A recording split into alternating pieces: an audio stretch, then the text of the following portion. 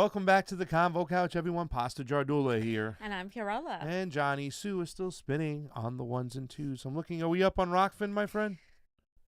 Hold on a second, ladies and gentlemen. We're up on YouTube's. YouTube's is up, and the Rokfin should be up shortly. And Thank you to anybody else who's watching us anywhere else, wherever you're watching us. Wherever Had a you good show today. We actually talked about stuff outside of the. Oh, thank God. I was going to say the It California, nice. Florida, New York-ish, United States bubble. What's going on over here? We talked. It was nice, but, it was kind of interesting to see what's going on in Russia. Yeah. Mother Russia. What do you think? A little just quick synopsis of what Mark told us. Well, I feel better that Mark thinks like it's just show. Like, I mean, he, that it's a lot of the mainstream media here, that it's a lot of all these people that are framing this like, oh, look, all the Russians are fighting for democracy. But, I still, in the back of my mind, don't put it past our imperialist regime to try to weasel their way in there. Maybe not immediately, maybe in a few years. We have Joe Biden, the Joe Biden administration, which is a cryptic sort of fascism that sneaks up on people because they're not paying attention. They're not talking about the truth that's going on in Russia. We are. And obviously, because we're Russian assets. And so we're Nazis too. And so all of these things are happening at the same time, which is why it's important that we talk about these things, because it does affect, our domestic policy. And also just pointing out how America is so quick to support democracy in Russia, but is so quick to castigate and, and just brutally ignore what went on here after the George Floyd events, and then to turn around and do this whole white domestic terrorist thing on their own people. We said it ourselves when we were in Portland. They brought the war on terror home. Yeah. And we know, we went over the weapons they used, everything, all of these things. I'm going to share this with Mamba too, but I think it's also kind of funny too, fam, what we talked about today. When it comes to Russia, it just shows you the hypocrisy of our government, right? They sit here, the establishment, oh my God, Black Lives Matter, we got to fight for people less fortunate, we got to bring the little guy up, we got to do all these things, but then they'll go over and they'll support a guy who was described to us by Mark as an ultra white nationalist of sorts, you know what I'm saying? Yeah. Wanted to mother Russia, the white people of Russia. To get rid of Putin. Yes, to get rid of Putin. And we do this all the time, you know what I'm saying? We support dictators and warlords and all these people who are the worst of the worst, and yet we come home and we cry that we were all about, and this is the establishment together, marching hand in hand, right? Equality, and for poor people, and for people of color, and for minority religions and all that stuff, but yet you're not paying attention to what's going on overseas, and it's complete opposite to what we praise here at home. That's how hypocritical our government is. Let me share with Mom. Go ahead. Yeah, and just the fact that we're calling now everybody, and we're going to talk about this, that disagrees with you a Nazi, even though they're literally telling you, no, I'm against ICE. Abolish ICE. Oh, I'm against imperialism. I'm against interventionist wars. I think our government's corrupt. I think our two-party system's corrupt.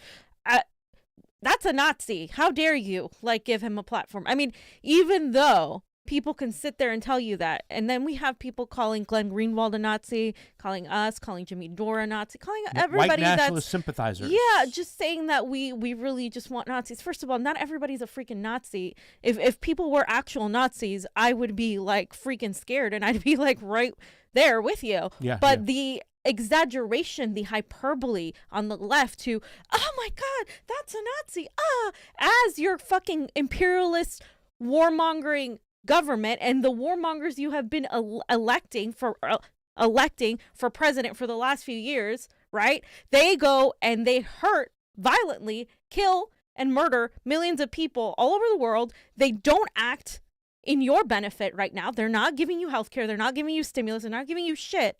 And yet you have the audacity to focus your energy on Jimmy Dore, on a man he interviewed, and say that those people who are working class, the working class Boogaloo boy that was interviewed, are the problem, and that they're evil, and that they're Nazis. And it's even if he was a conservative, even if he was somebody that was on the right and that was say a Trump supporter, how much damage has that person done in comparison to the fucking damage these vicious, disgusting warmongers that you so eloquently voted for do? And that goes on both sides of the aisle, because there's neocons and they're all neocons to me, because they all operate under imperialism and this fascistic oligarchy that we're in. Yeah. Well, before we get started, because it all ties in, fam, because the same type of people that we vote for or that we put in office, that supposedly we, you know what I'm saying, yeah. that the elites who are selected, they also prey on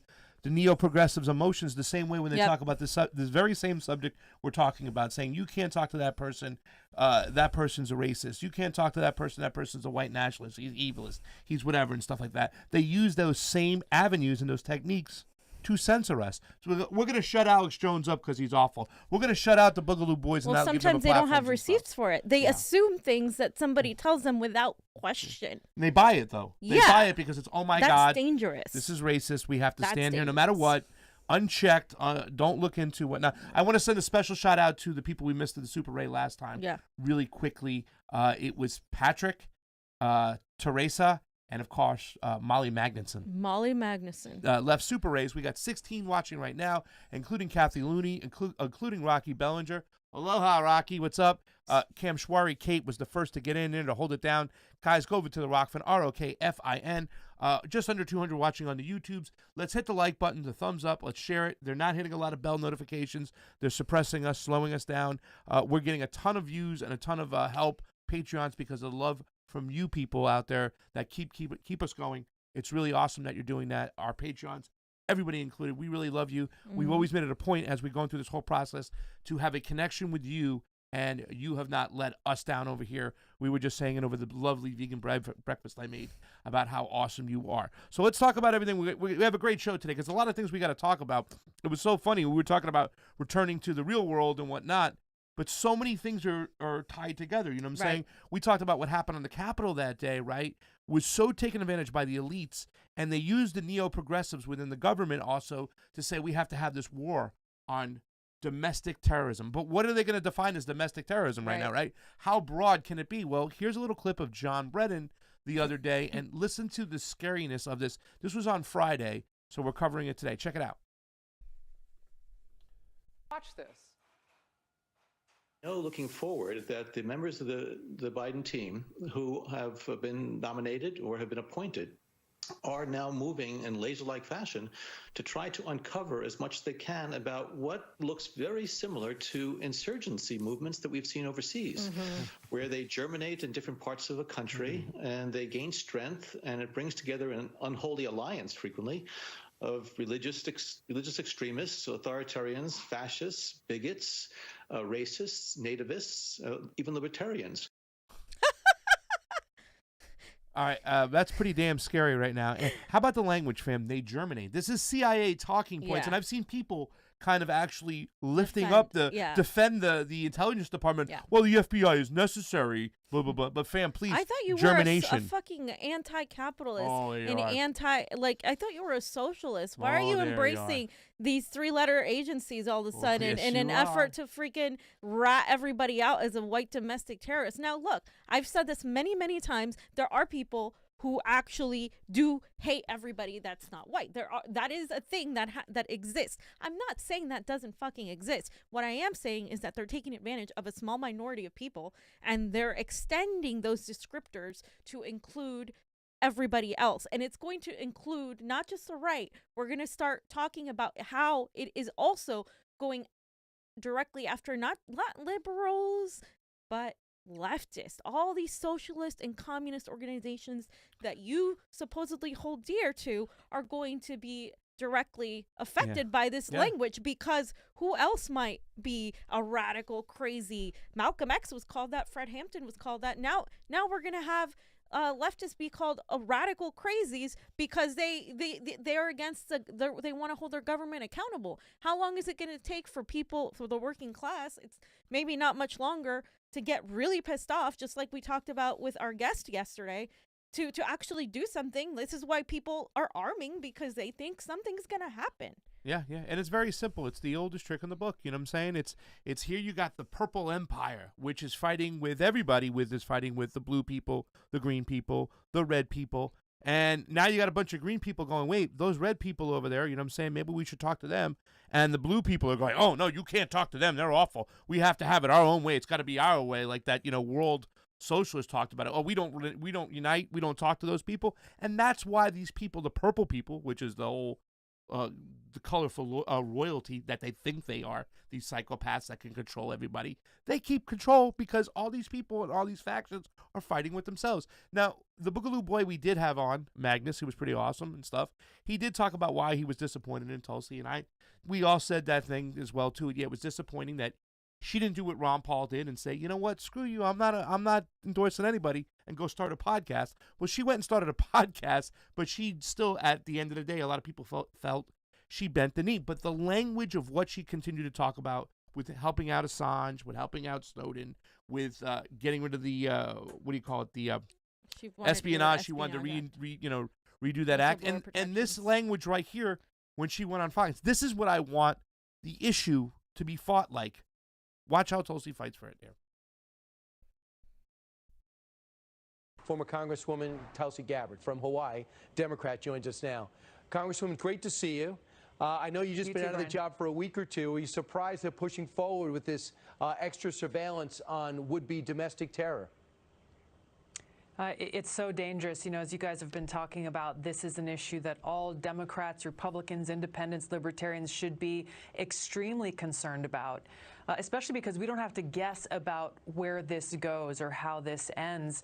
When you have people like former CIA Director John Brennan openly talking about how he's spoken with or heard from appointees and nominees in the Biden administration who are already starting to look across our country for these types of movements similar to the insurgencies they've seen overseas, that in his words, he says, make up this unholy alliance of religious extremists, racists, bigots. He lists a few others and adds at the end, even libertarians. So when you look at their process and they start looking at, okay, what characteristics are we looking for as we're building this profile of a potential extremist? What are we talking about? Religious extremists? Are we talking about Christians, evangelical Christians? What is a religious extremist? Is it somebody who's pro-life? I mean, where do you take this? You start looking at, okay, well, obviously you have to be a white person, obviously likely male. Libertarians, well, if anybody who loves freedom, liberty, maybe has an American flag outside their house, or people who, you know, attended a Trump rally. Once you start walking this down the path, you see where it leads to a very dangerous undermining of our civil liberties, our freedoms in our Constitution, and a targeting of almost half of the country. Ilhan Omar says this. We already have laws on the books, sorry, but you are just going to have to learn to apply them. The other thing I thought was interesting, Congresswoman, I don't see any FBI demanding more tools. They feel they got the tools. These are congressional leaders or members who feel as though they're so freaked out by Trump supporters, they still can't understand why anyone would support him. They want to get to the bottom of it. And do you think the whole deprogramming of Trump supporters, this new buzzword among detractors and Democrats, has anything to do with this? Yeah, I think it does very directly. I think just on the FBI front, I read a great op-ed this morning from a former FBI agent who made a very strong case for why this new domestic terror law introduced by Adam Schiff is wrong and is directly going to undermine our constitutional rights and freedoms. This whole effort, whether you're talking about this bill or people saying that we have to deprogram these Trump cultists and people who voted for Trump because they've been radicalized, all of this just goes to further tear our country apart. And it moves towards the thing Joe Biden said in his inauguration speech that he shouldn't happen, which is a dehumanization of your opponent. And that's where his voice is so necessary right now. He is the president of this country. He delivered this speech, his voice, himself, speaking to the American people. He needs to denounce people like John Brennan and their statements, bills like the one Adam Schiff put forward, and truly speak to the American people about how we must come together around, you know, the Constitution, around our Bill of Rights, around these rights that have been endowed to us by our Creator. If he had your leadership ability, he would do it. Maybe he still will. That's why she ran for president. Congresswoman Tulsi Gabbard, thanks so much. So, fam, I don't have an American flag out in front of my house, but I'm white, male, libertarian, and I went to cover a Trump rally. So I might be suspect. They're coming to take me away, fam. Help me out. You know, from I already see the left is saying so many things about this. Like, she was talking about God. I'm telling you from this perspective, like, she was talking about God. She is talking about our civil liberties. That's like such a right-wing talking point. Look, she's defending Trump supporters. But that's not what this is about here, because even though Tulsi has said, you know, she's not for socialism, and I was there when she said it, and I was like, damn it, you know, this is where we differ. I can tell you the important part of what she's talking about, which a lot of these people are going to miss because they're going to hear her rhetoric and be like, oh, she's such a closet right-winger, is that our civil liberties are in danger. Like, whether you want to specify freedom of speech, the assault on journalists. We're seeing what's happening with Julian Assange. She was the only person in Congress on the Democratic side to push for any protections to the Espionage Act, any protections for whistleblowers, and she specifically brought up actual legislation for it. She didn't just make, you know, these calls. And it's important because now what we're seeing is that attack, that description extends to libertarians who posit libertarianism exists in the United States, mostly on the right. But that's not how it's supposed to be. The libertarians are also exist on the left. It's because it's the antithesis to authoritarianism.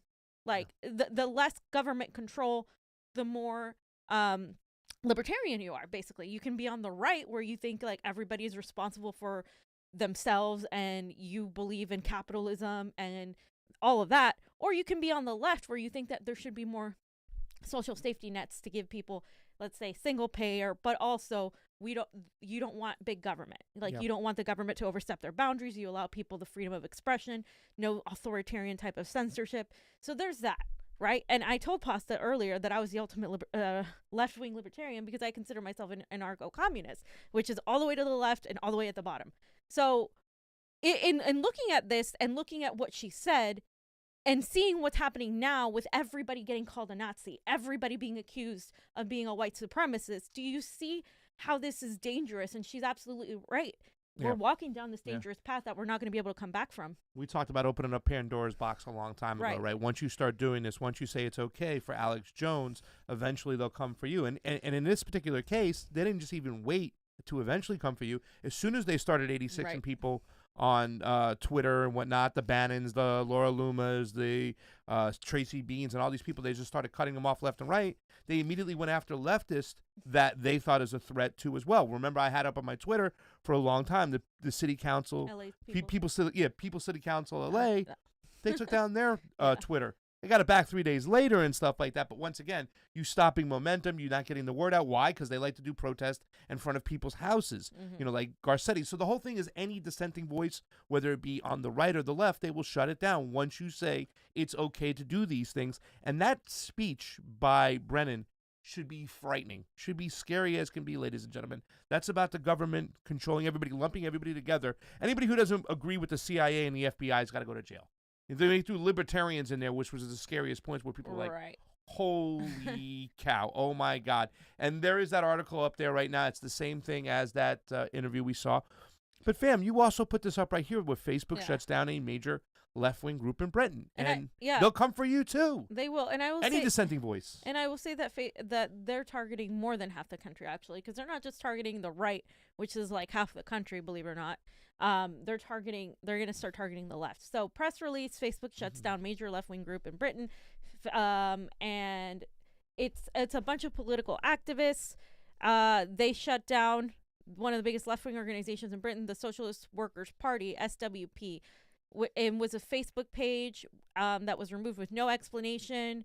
Those targeted say it amounts to a silencing of political activists. Facebook took the action on Friday, shutting down the Socialist Workers' Party page and removing dozens of leading SWP activists from the platform. The SWP Facebook regularly posts in support of Palestine, Black Lives Matter, and against Boris Johnson's COVID policies. It also hosts dozens of online events every week that activists across the country take part in. The SWP say they haven't been silenced for speaking on these issues and that the actions taken by Facebook amounts to an attack on political activists to organize. They are demanding to be reinstated immediately. This is the second time that they have removed SWP accounts. In December, they disabled the accounts of 45 SWP activists, but admitted they had done so in error and reinstated the majority of these accounts. So there you go. That's the the socialist left. And I've seen their stuff, the Socialist Workers Party. I love their stuff. Like that's the kind of shit I love. Like I absolutely, adore it. It really sucks that that's happening, and it really sucks to see so much of the left cheering this on because of a few Trump supporters. Like we've always said on the show, if somebody's inciting violence and saying, I'm going to go kill somebody over here, and yes, by all means, you have the power to take that down, but we need to make laws and fix the Section 230 because it's not up to standards that it should be. It's not at all, a lot of people are against getting rid of it because of that clause that would make small businesses liable. So why don't we just redo the whole thing? Because obviously it's not working out, right? Some special shout outs to Sajad Al Kafaji. Thank you so much. Love the trumpet in the intro. Everybody loves the trumpet. That's when you know you're getting hyped now, because here comes Couch. Dun dun dun. Kat Terrell, keep up the great work. Thank you, Kat. You keep up following us and helping us out. Jim Garrison is going to try to get another trial against Clay Barkstrom from the movie JFK. Jim Garrison, thank you so much. The CIA took my baby away. They took away from me. I think that's how you wanted me to think. Is fire eyeball, that sign from Spock, that one, and I. Thank you so much, Jim Garrison. I hope I didn't ruin your super comment by singing it. Frank Analysis is here. Thank you. Keep up the great work, fam. You keep it up, too. Frank. RW, thank you for the super Ray. That we are so eager to believe the worst about people, rather than trying to understand them, is an indication of how sick we are as a culture. And you know what? They've duped people to acting that way, to feeling that way. I mean, let's start calling some of these people out, like the people in Congress who push this type of rhetoric, who push this type of shit. I wish this guy, if elections were okay, would get a good challenger. But you got Adam Schiff for brains, right around the corner from here. He's rubbing elbows already. Here's a tweet from Natasha Bertrand.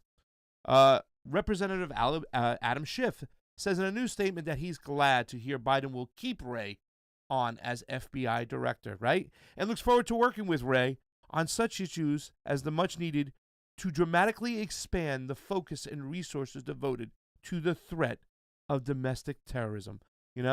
And here it is, the Washington, D.C. today, Representative Adam Schiff, chairman of the House Permanent Select Committee on Intelligence, rubbing elbows with Pelosi over there. He ain't losing that spot, released the following statement. Christopher Wray, my good friend, became the FBI director at the moment of tremendous turmoil for the Bureau and the country. Got to still take those jabs at Trump, even though he's gone. He has served with great professionalism and integrity. I'm glad to see the President Biden intends to keep Director Wray in his position and restore the 10-year terms for FBI directors. Such terms, which transcend administrations, were intended to insulate a director from the kind of improper personnel or political considerations that led Donald Trump to fire former Director James Comey. I look forward to our continuing work with Director Wray as we analyze the intelligence and security failures that led to the January 6th assault on the Capitol, and the need to dramatically expand the focus and resources devoted to the threat of domestic terrorism. So pretty much he's pointing the finger right there of all the ex-Trumpers. They're still Trumpers, whatnot. And he had a bill come out in 2019. We just have it down below. I think it was pointed out by Glenn Greenwald. So he's already introduced a bill of legislation in 2019, taking a look at who his friends are in Congress to try to see who he was garnering support from for this. He was testing the waters back there.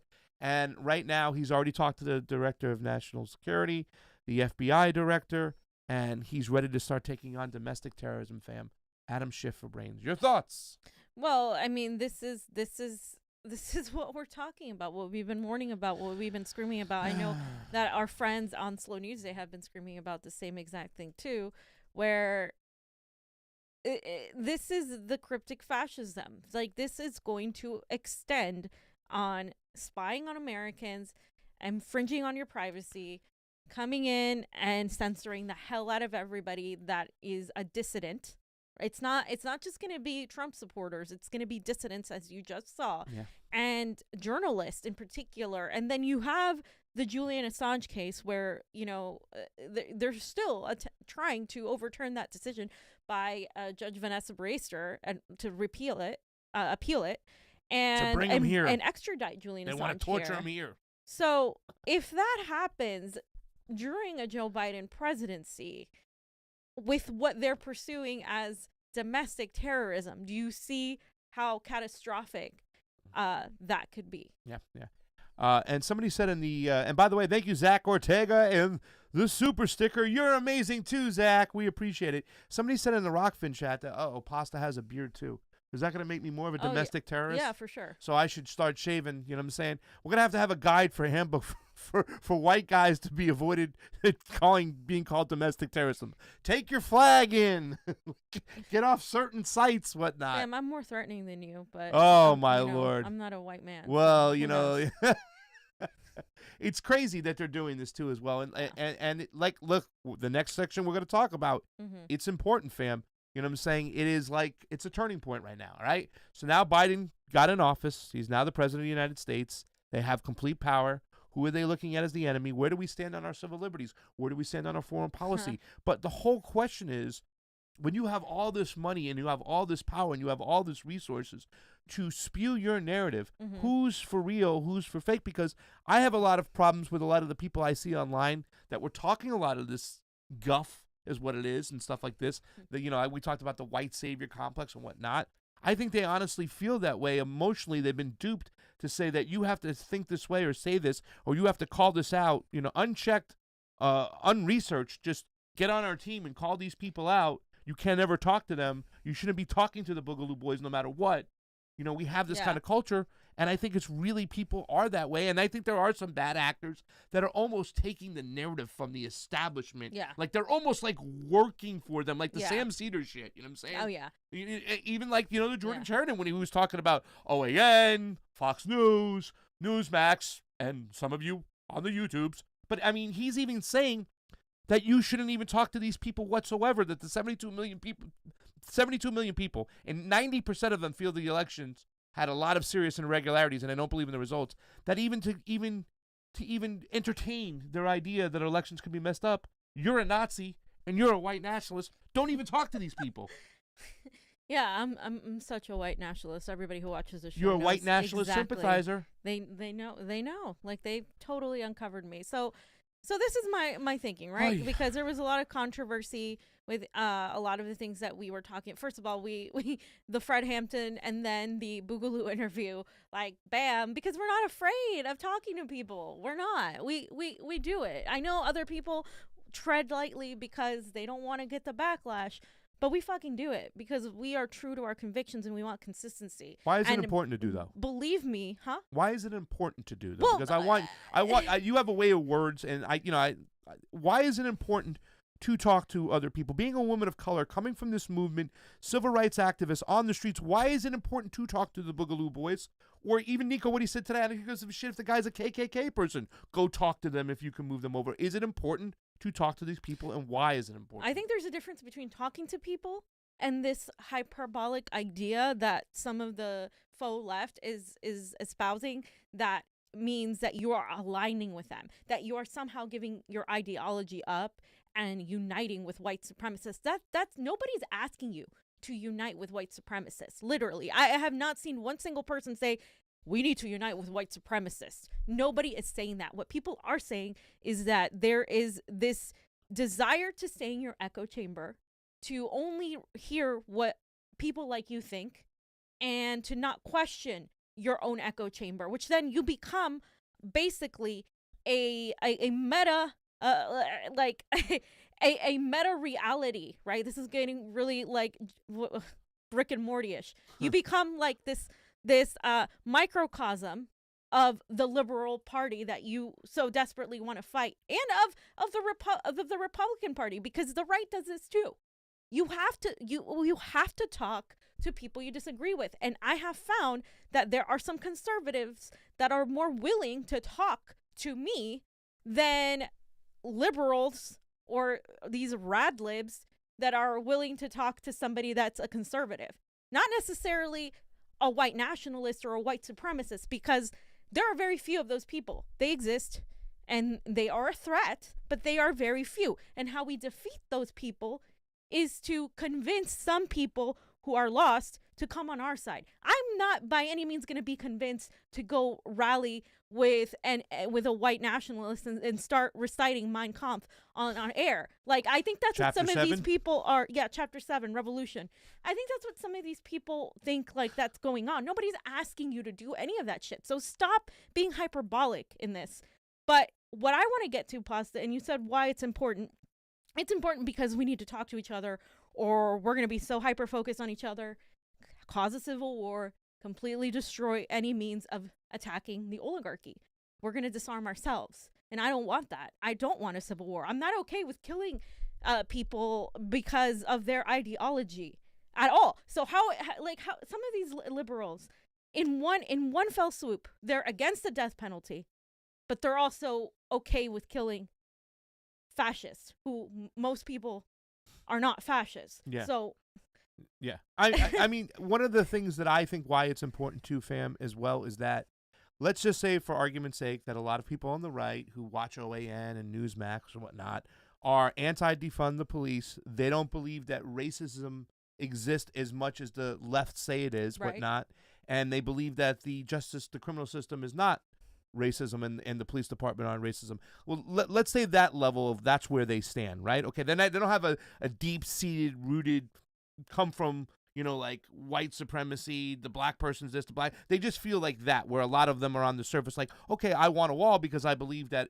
they're taking away from American resources and they're taking American jobs. It's not that I'm like inherently hate these people, but I just think it's this. You know what I'm saying? And right. we think differently than them, right? So we convince them to come on our side, that we have a common goal, that we're going to fight the people at top that are really taking away from both of us. And in that process, that white person will be convinced that people are like, wow, they are very. And that's happened already. They'll see it happen because now they're marching hand in hand with you, and it's a lot easier for them to see your plight if you get them to come along for a common goal, and then they'll recognize those things. I think sometimes people say you have to recognize these things before we go take battle in arms together against the elites. That's how it should be, but it's not. Unfortunately, it's not the case. This country, like I said, you have to understand that the system is also to blame for it's nature and nurture. Like it's and in this case, in America, it's nurture. I mean, this country not that long ago had separate water fountains for people. Like, let's not pretend that happened. It happened less than 100 years ago, you guys. This is nothing new. And like, I agree. Like, we can't. It's happened already. People have come up to us and said, "Hey, I voted for Trump in 2016, but a lot of what you're saying is making sense. So I'm willing to have those conversations." I've received messages from conservatives wanting me to go on their show from a leftist perspective, because I'm not going to change who I am. I'm not going to say all of a sudden, "Oh, well, I'm not for Medicare for all," because I'm talking to a conservative. That doesn't happen. I mean, people who do that actually sell their ideology to the highest bidder. That's not who I am, and that's not who he is either. That's not who, like, the vast majority of people, of journalists doing this, Jimmy Dore, Glenn Greenwald, they're not going to change their ideology just because they're going on Tucker Carlson. Yeah. They're going to talk about what they believe and bring out those beliefs to a conservative audience. And I have zero issue talking to somebody that is a conservative, because I've done it before. I did it on RT. Yeah. And having some agreements and disagreements with them, and who knows? Like, one of them, what's his name, said he could sit down and trust me, Lionel. I didn't see the thin blue line flag, because if I had seen that flag, I would have been a little bit more like, and like, but he was like flabbergasted that I even sounded that I was even a leftist, because he was like, wait a minute, you're a leftist, but you're not like getting emotional and calling me like, all these names like every other fucking liberal. Well, they've also set up those kind of parameters where you have to act that way, or otherwise you're bastardized too, just like the people they're bastardizing.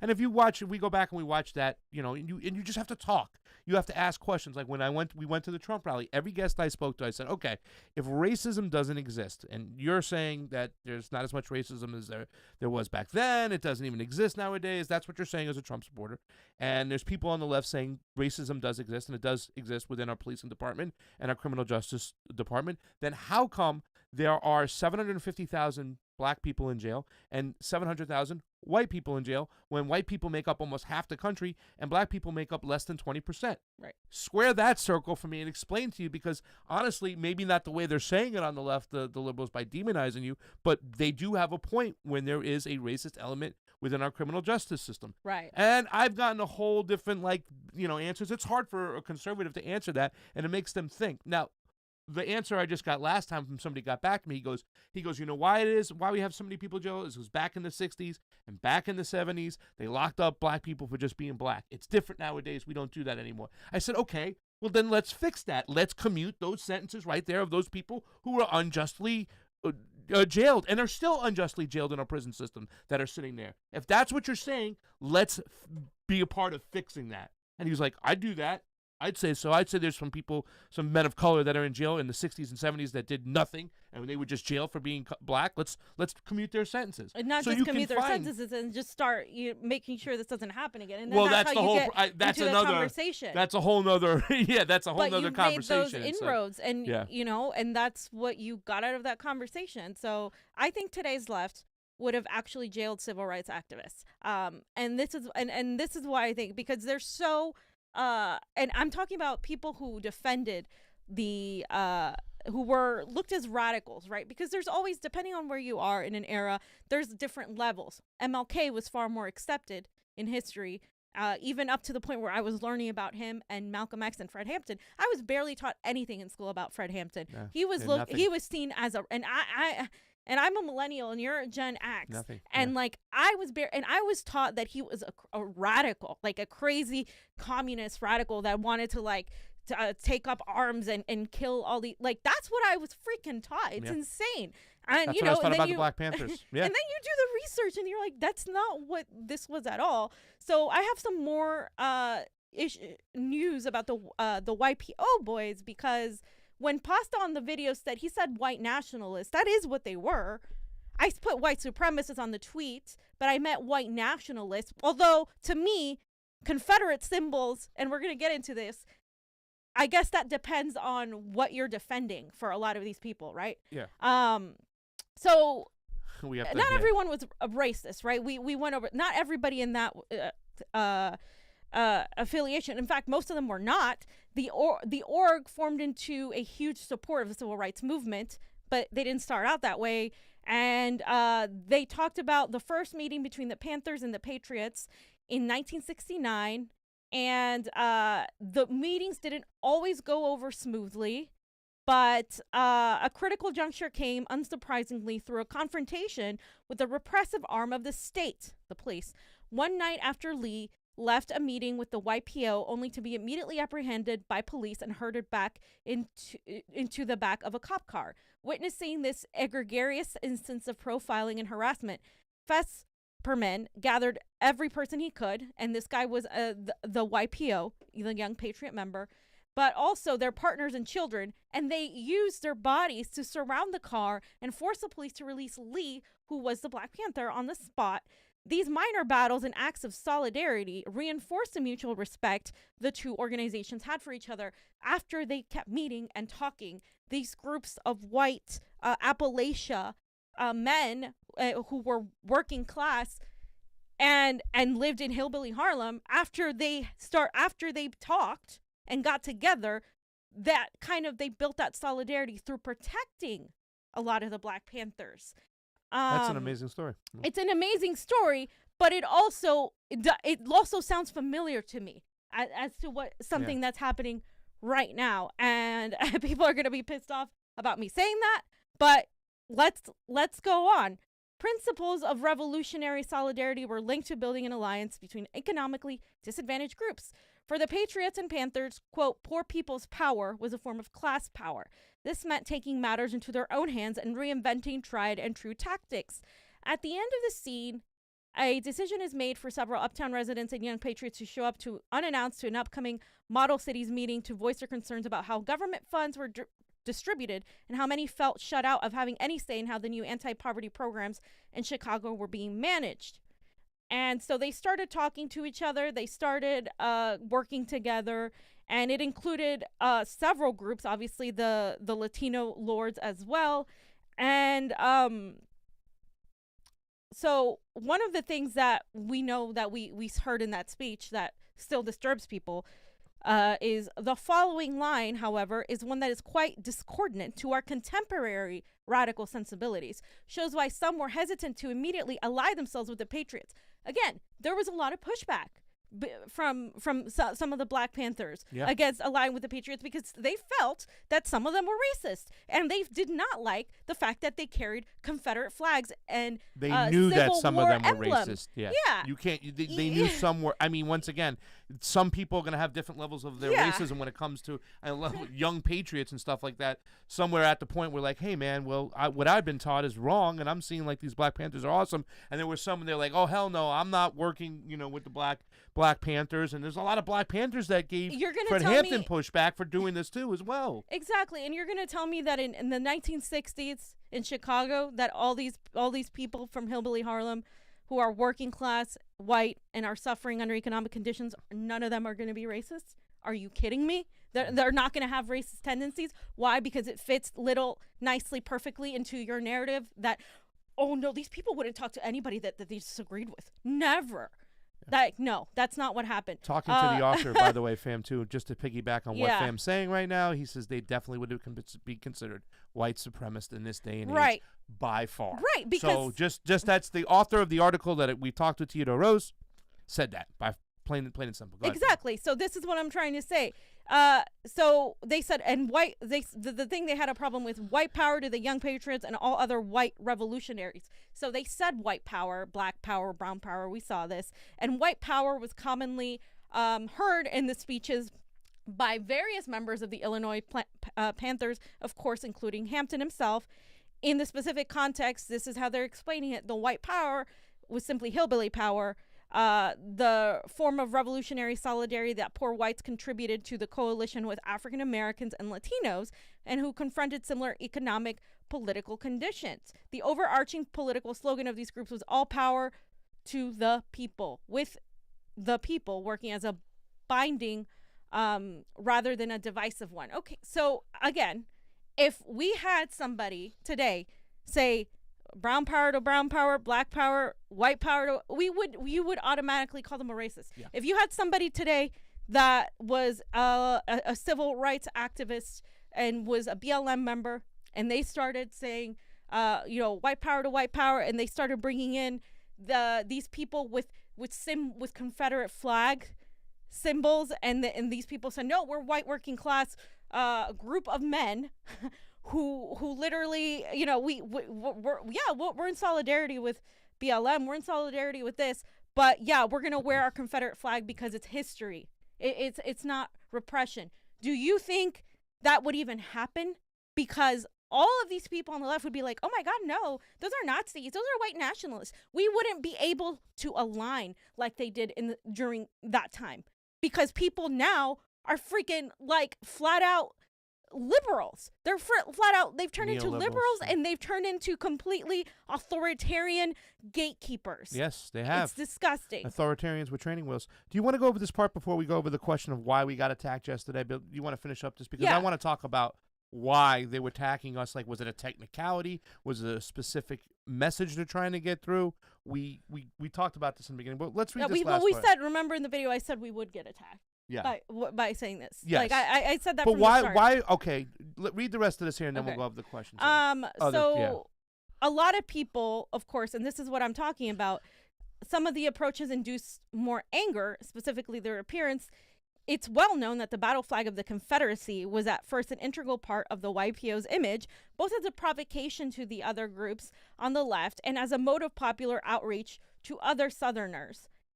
The raw shock effect of this usage could be jarring. Photographs from the United Front Against Fascism conference show members of the Panthers security detail standing side by side with members of the Patriots dressed in denim jackets, Confederate flag patches stitched across their backs.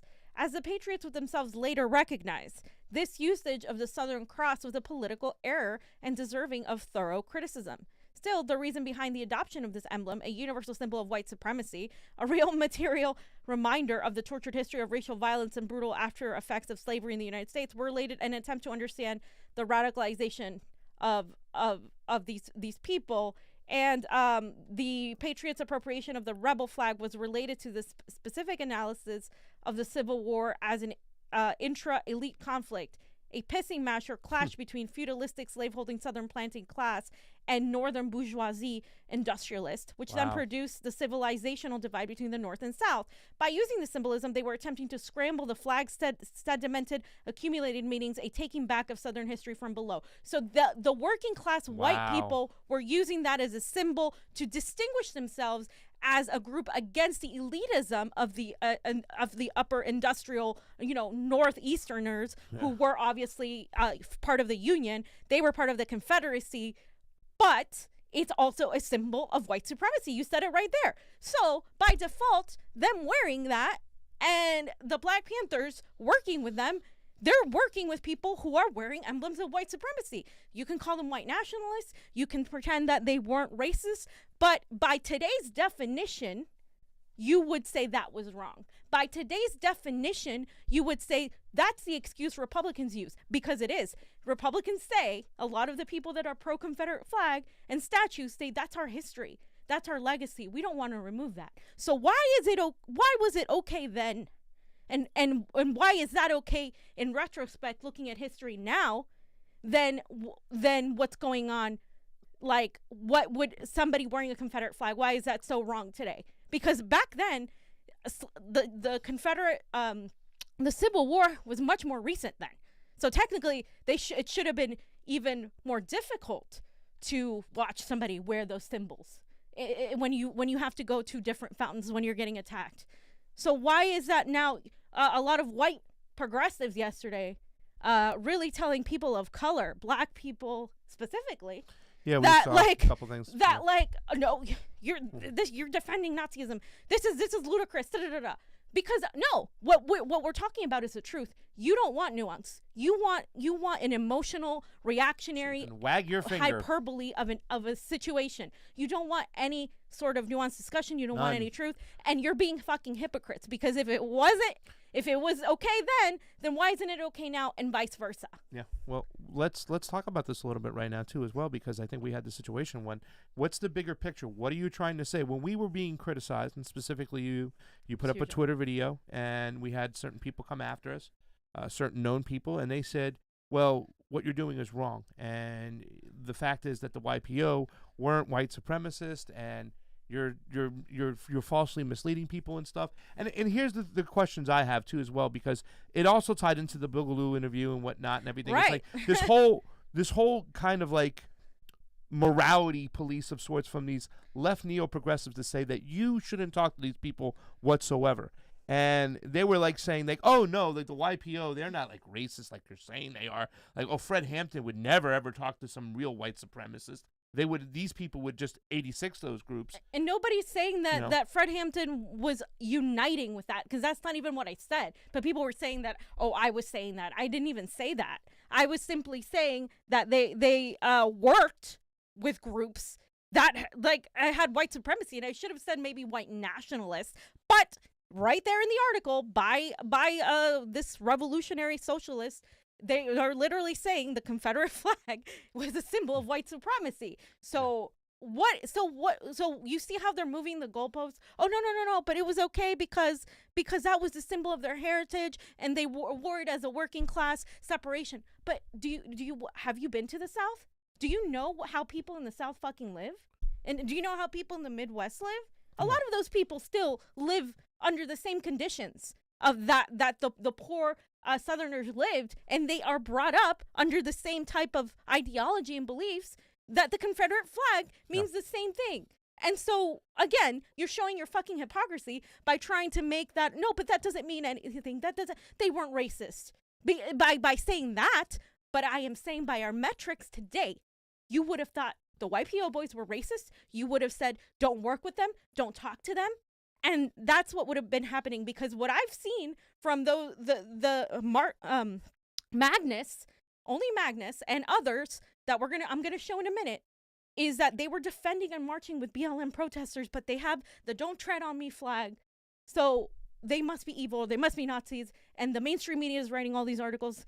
The mainstream media, let's believe the mainstream media all of a sudden. Like, this is, do you see what I'm saying here? Like, this is the hypocrisy and how far away from any sort of actual revolutionary radicalism we've come on the left. Why is there a white savior, white knight complex from some of these people? I mean, we can obviously say that some people are kind of paid, and we don't know for a fact, but some people are paid to kind of keep the message of divisiveness going, to make sure that one side, people on the left, that is, specifically say that anybody who watches OAN or anybody who watches Newsmax or anybody who watches Fox News, they're not worth being talked to whatsoever.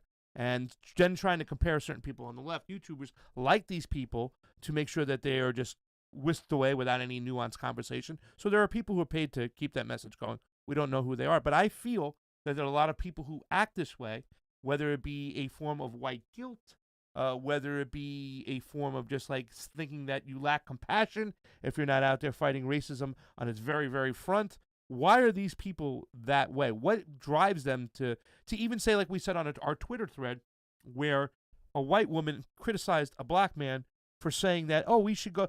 Pretty much the black man was saying, these people who were taught racism, they weren't born being racist, they were taught. So we got to go in there, have some uncomfortable conversations to unteach them that. And then we had a white woman telling him, oh, well, we shouldn't do that politically, maybe on your own free time, but it put us other non-whites in dangers. And I was like, you're speaking to a black man and telling him, it was like what Theodore Rose told us. It's like a white Karen will call him a racist, and we don't get it. So there's a lot of Karen. What drives these people to act this way, to feel this way, to lash out at people who don't who don't participate in the cancel culture of people who think differently than us and talk to Boogaloo boys or other people? What propels them, fam? Because I can't figure it out. I'm trying to think about what it is.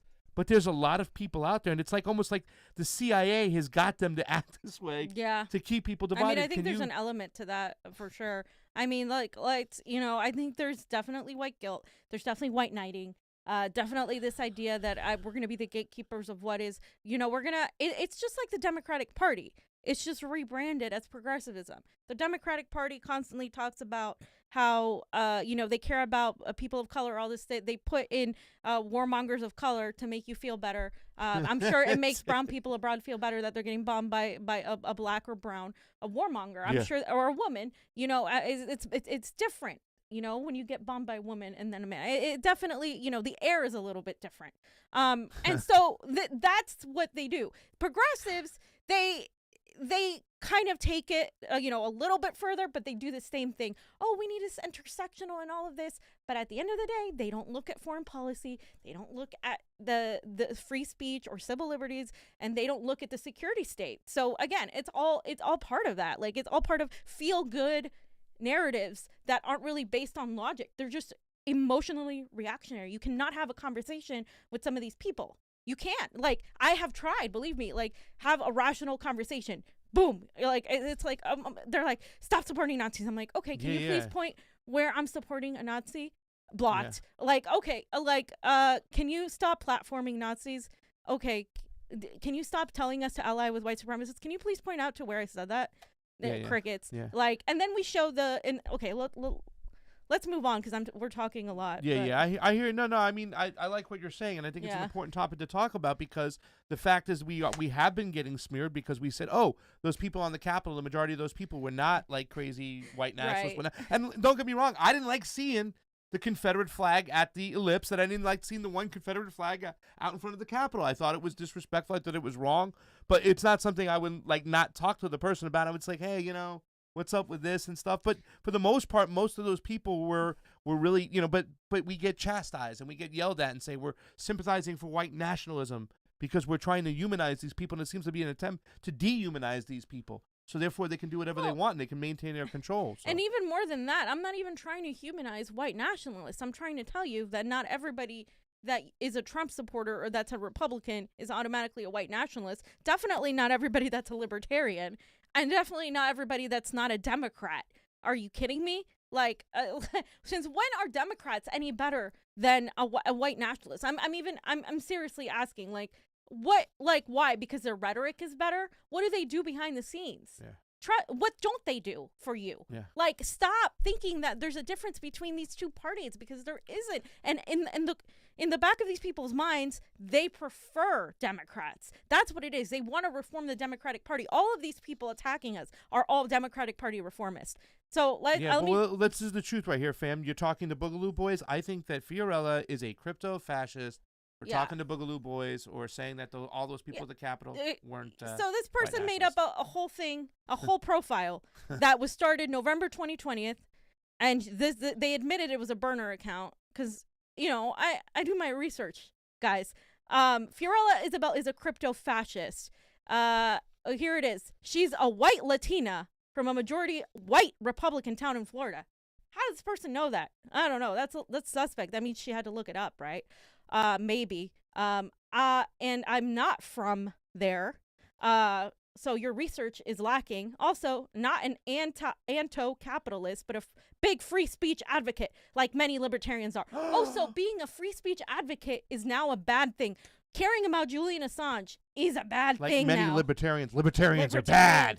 Awful. Free speech, run away. Julian Assange, crazy fascists. Those libertarians. These people aren't our allies. At best, they are ignorant libertarians. There it is again, spreading dangerous she sounds like John Brennan. Dangerous misinformation. Maybe it's John Brennan. And never correcting it despite being called out. At the worst, they are paid to co-opt left movements, are in fact right-wingers. Ooh. Where's our check? Where's our check? Trump's, from Trump. Where's that money? Further, right-wing militias like the Boogaloo Boys are middle class. They are, huh? They aren't poor, disenfranchised workers. Not the guy we talked to. They are pro-business, anti-government, pro-capitalist. Okay, they might be pro-business and they are anti-government. And they might be pro-capitalist, some of them, not all of them. Some of are anarcho-communists like myself. This is what's his face? Magnus said to us. Okay, so then... So that was that person who's literally, if you go on their Twitter profile, it's literally me, Brianna Joy Gray, Glenn Greenwald, everybody that is actually speaking truth is who she hates. Then there's Sam Cedar, right? Okay, and you guys, Niko did a really great presentation. I'm not really going to get into this because I don't want to give him more air. But he's so boring too. He used the angry black woman trope on Brianna Joy Gray. Okay, he literally is using this trope. This is a time where I get to throw the identity politics, the real racism some of these white progressives espouse. And Niko knows what I'm talking about. He said, to recap, I was yelled at for 3 hours for thinking that the leader of Force the Vote, Jimmy Dore, saying AOC is the reason we don't have Medicare for all, was unhelpful. And in that very moment, he was praising an armed right-wing militiaman who wants to destroy the government. Ooh. But Magnus, we caught you. You want to destroy the government. And he did #PodFraud. Okay, so first of all, what is pod fraud? Nobody yelled at. That's his new hashtag of Jimmy Dore. And all these podcasters that are frauds. That's his little thing. Oh, wow. You're cool. Oh, here it is. I just got to read this quick. Neo shitlib corporate shill, because this is what people call him, so he's mocking himself. Yeah. Brianna Joy Grift, there we go with that word, was cringe that entire debate. I think she almost cried at one point. Jimmy Dore is a Richard Spencer libertarian. So now a libertarian is the same as Richard Spencer. And you know what? I'm not a huge fan of libertarians on the right at all. Because, you know, that Ayn Rand ideology, I've never been a huge fan. Yeah, you said it yourself. I'm not a fiscal libertarian, but the libertarian leftists of them making sure that our civil liberties, our elections are clean, and ending these regime change wars, being non-interventionist, is something that really should be embodied, embraced by the left, by true progressives and stuff, but it's not. And you know what I'm saying? They just want to say Medicare for all, Green New Deal. Who cares about foreign policy? Who cares about we have to take people down? They have an authoritarian streak in them. They do. And that's why the libertarian comes into place. They're anti-authoritarian.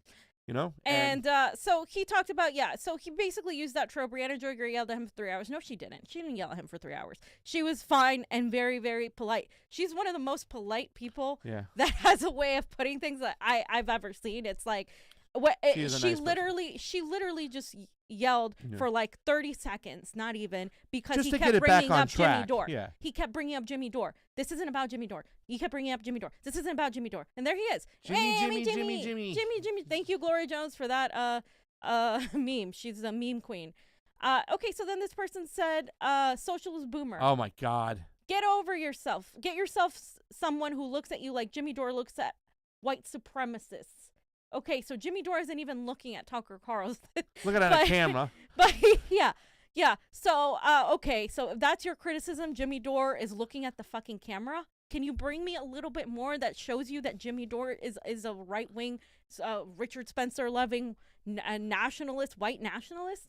Yeah, like, but and it also ridiculous. to call Tucker a white supremacist is going pretty far. I mean, he's got a lot of conservative views that we don't like when he talks about immigration and certain other Some of the shit he has say, I would but say, white is racist. I mean, white supremacists. But that's the thing. We can discuss that. We keep drawing the line and until everybody who says anything. Look, I don't like Tucker Carlson, but Yeah. the fact that he gives a platform to leftists like Anya Perrenpal, Max Blumenthal, Glenn Greenwald, Jimmy Dore, etc. Yeah. it's There's a also good this thing. movement from the left of people to excuse the Joe Bidens and all these other people and just saying they're not fascist, they're imperialist, they're authoritarian, but they're not fascist. You know what I'm saying? Right. Joe Tucker Biden, Carlson, yeah. even though he puts on anti-imperialist on his show from the left, the Glenn Greenwalds, the Anya Parampels, the Jimmy Dores, and you know what I'm saying, people who are against war, it doesn't make a difference because he's a fascist. He might be anti-imperialist, but he's a fascist. I mean, they've really been trying to conflate those two issues and saying, like, even that socialist said, oh, well, Biden's not a fascist, he's an authoritarian imperialist. No.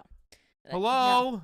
No. If you're going to say Trump, if by your definition Trump is a fascist, Biden is even more of a fascist. Yeah. Okay. So, like I said, I had people arguing that the Confederate flags were okay just because it was their historical revisionist theory, and it would be a right-wing talking point today to say that the Confederate flag is okay because of historical context. So I wanted to show more on the Boogaloo Boys because we got a lot of flack for even interviewing Magnus, and I knew we would. I knew the moment we were diving into this sort of not everybody is a fascist, rational, logical thinking, I knew we would be attacked because the logical, rational people get attacked by emotional, hyperbolic liberals, and that's just what happens on the left. It happens too on the right, and it happens too on the right. Like if too, Yeah.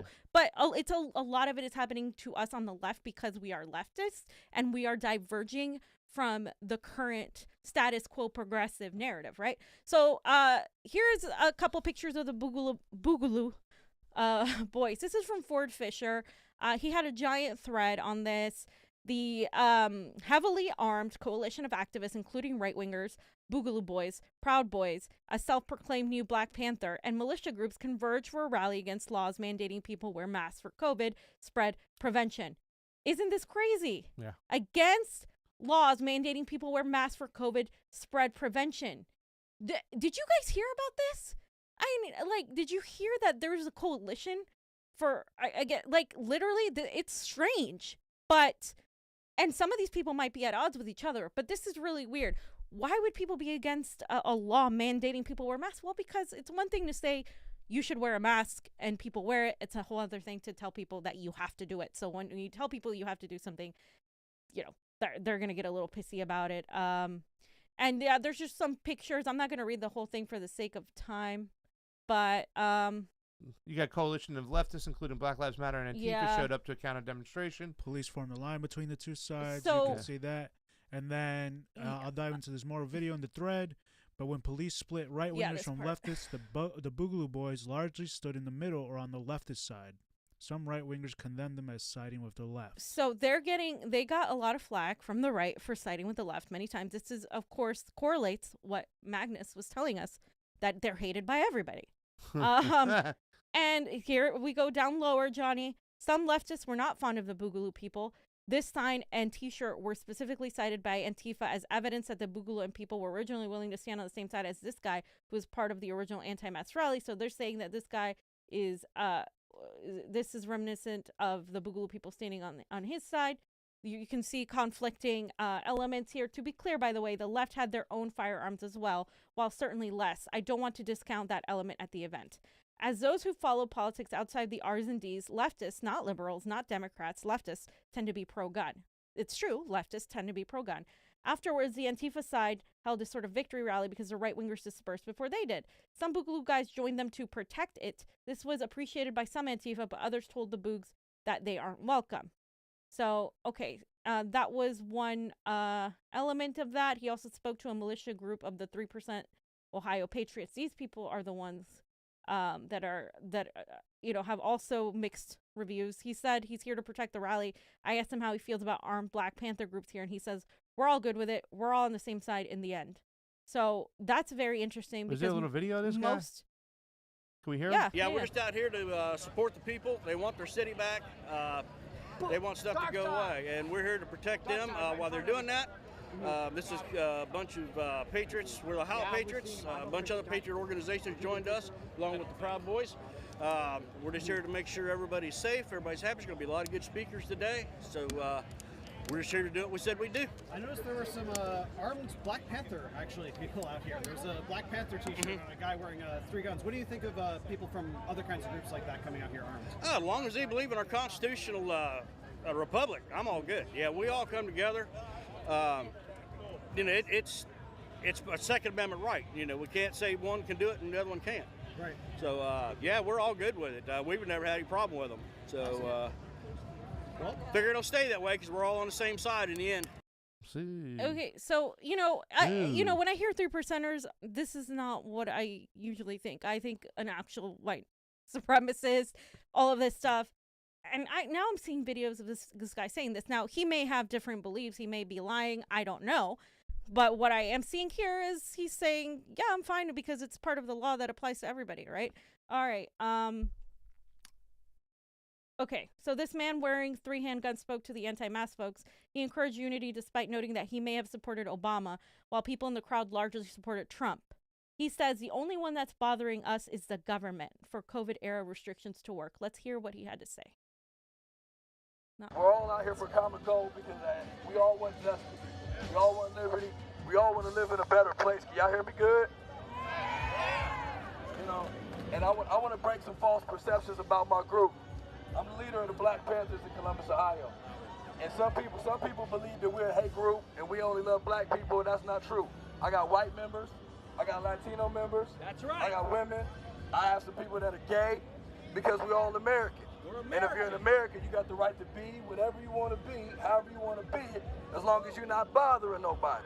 But it seems as if right now in America, the only one that's bothering us is the government. They done gave a whole bunch of grown folks a curfew. They done told us when we can go to work.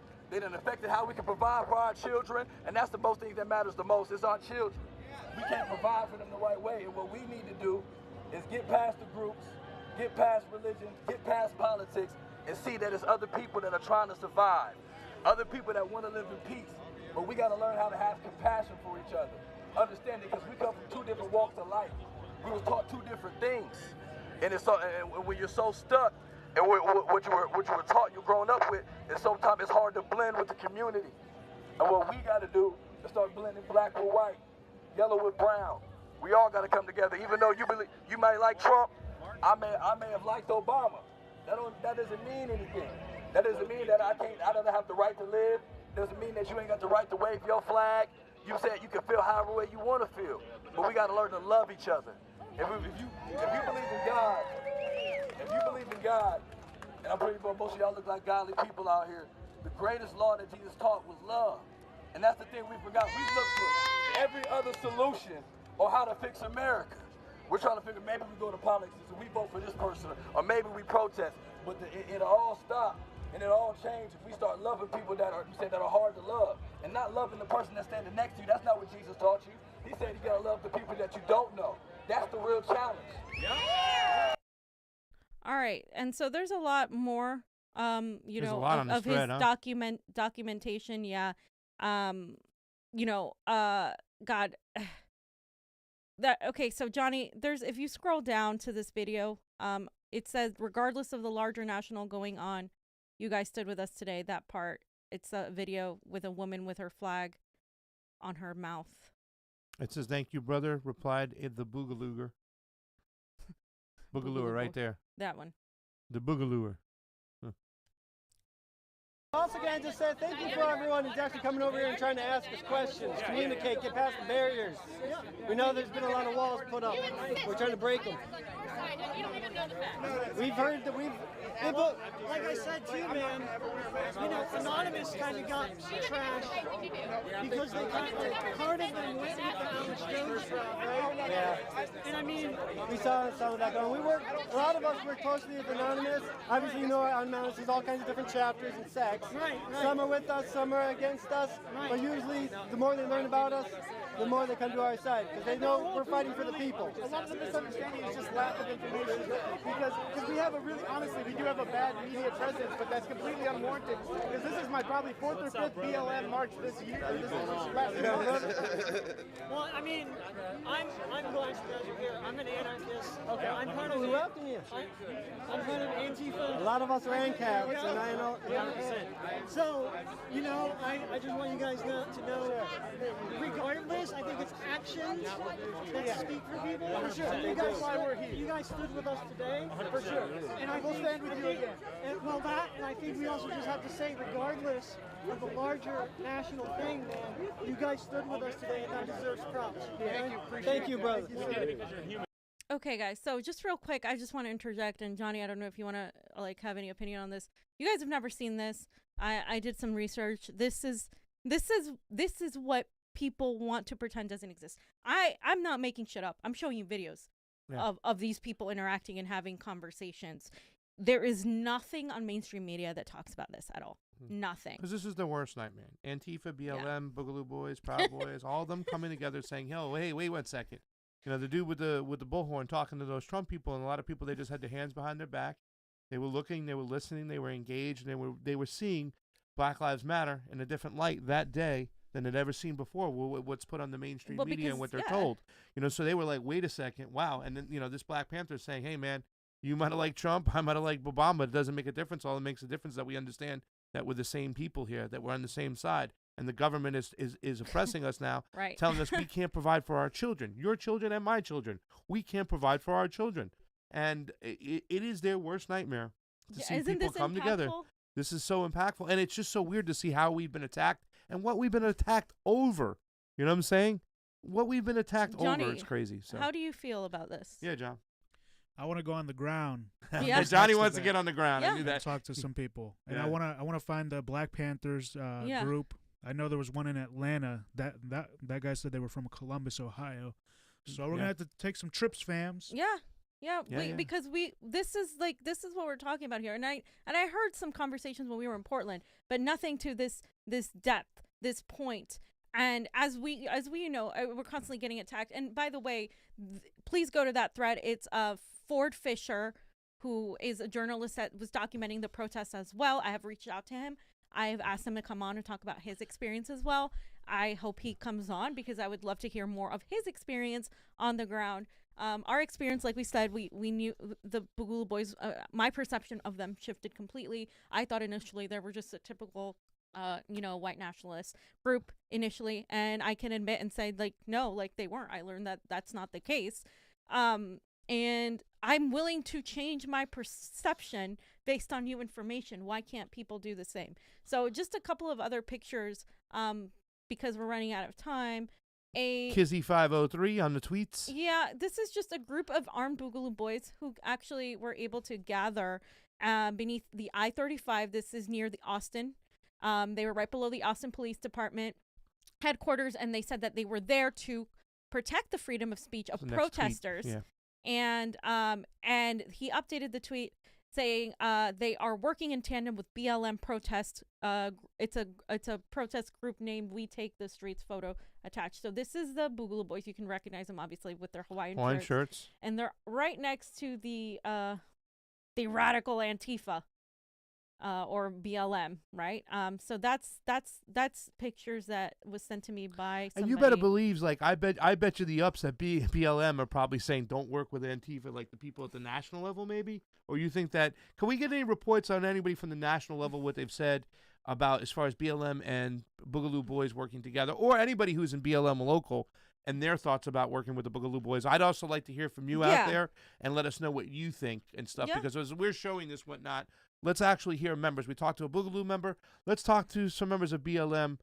Jonny, maybe you can reach out to some of your contacts as well and see how they honestly feel about that right now, because I'm very curious to see how they feel. Yeah, same. And like I said, I've asked, you know, to talk to some of the BLM supporters who have worked with the Boogaloo Boys, because I want to hear their side as well.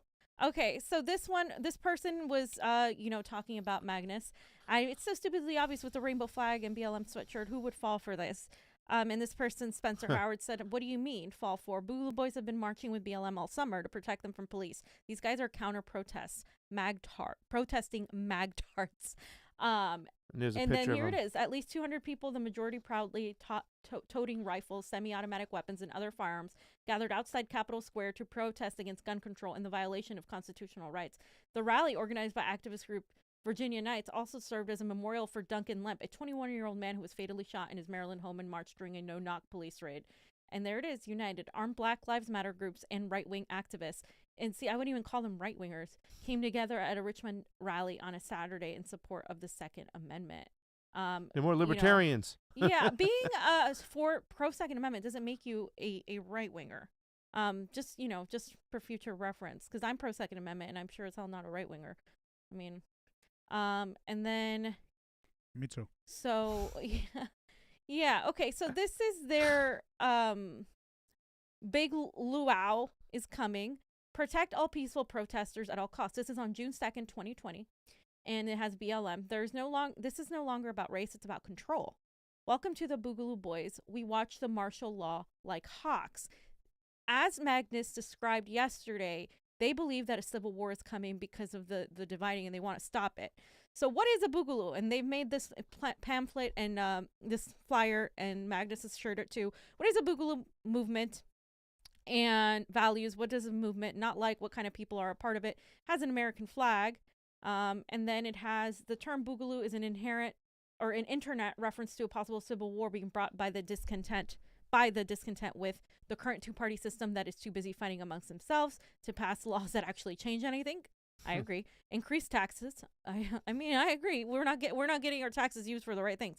Legislation that erodes the Constitution away. True. Uncontrolled illegal immigration and benefits for them. See, this is a part where I disagree with them, and this is a part where I think we could have a conversation of what do you mean by that? Can you specify what is the problem of immigration? It more or less comes down to economics. Like, we don't have enough for us, so why are we letting these people in? Well, we need to talk about foreign policy then. We need to talk about imperialism. Exactly, because that's the kind of thing is that at least when Magnus talks is like, we're against anti-imperialist, against us going around bombing brown people all over the countries and against ICE. So I mean, it's kind of it's a broad thing. And so what I'm saying is, I'm not saying I'm okay with that, but I am saying I would, if I don't talk to these people, how am I going to be like, well, what about imperialism? What about this? And what about that? Nothing gets said or disproven in any way, shape, or form. Outrageous and unnecessary spending of tax dollars, militarization and brutality of police, biases, lies, and misleading of the mainstream media, prisons overflowing with nonviolent offenders, endless expensive wars that in no way benefit the people, a hopeless war on drugs, the elitism and disconnect of the career politicians who are only interested in serving their own agendas, not the will of the people they fail to represent.